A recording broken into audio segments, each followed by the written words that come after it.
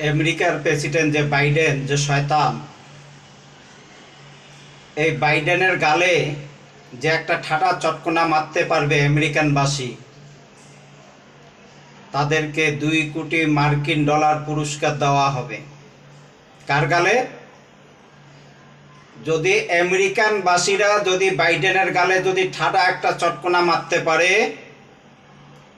তাকে $2 কোটি তাদেরকে পুরস্কার করা হবে। তাদেরকে আমেরিকার জনগণ যদি বাইডেনকে যদি একটা থাপ্পড় মারতে পারে,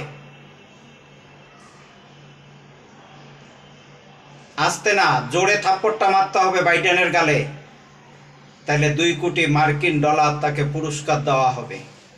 ইরান তাকে পুরস্কার দিবে। ইরানের প্রধানমন্ত্রী তিনি ঘোষণা দিয়েছেন।